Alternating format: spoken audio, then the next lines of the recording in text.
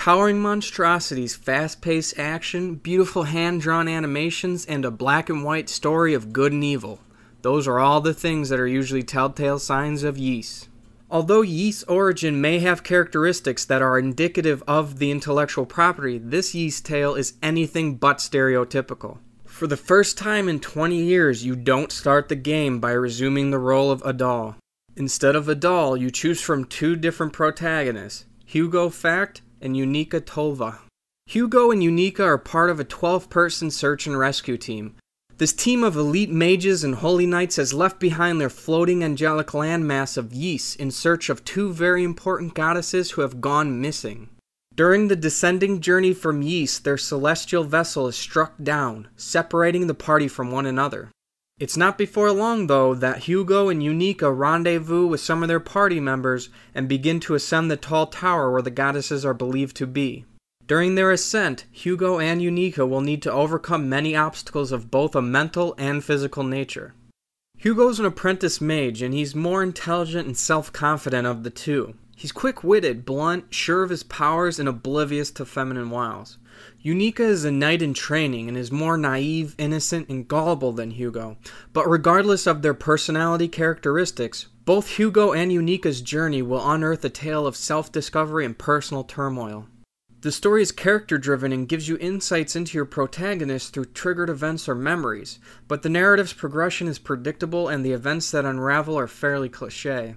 Each character gives an alternate perspective into the different ways the same events can play out within the tower, but neither story nor the characters that inhabit it is particularly interesting.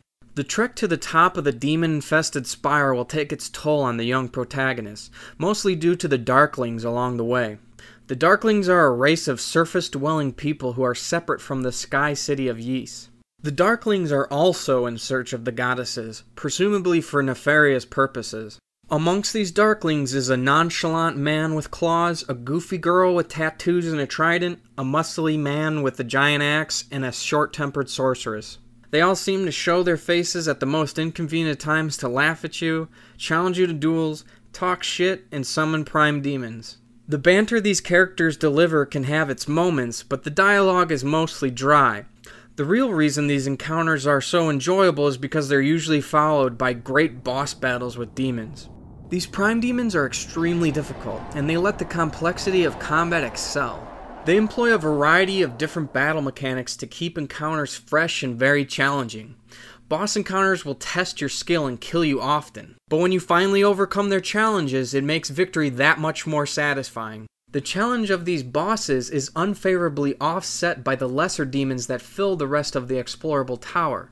All the other monsters besides the bosses are just cannon fodder, and they never offer much of a challenge, but it's still enjoyable to hack and slash your way through the masses nonetheless. The droves of simply killed demons are just a means to earn spirit points and XP to rise in level.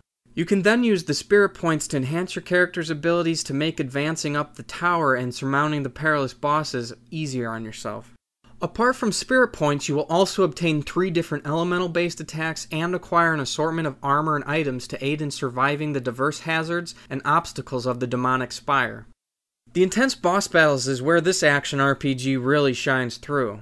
And after beating the game, you can unlock one of the Darklings to experience the events of the tower from the antagonist's perspective, which offers up a handful of completely new boss battles.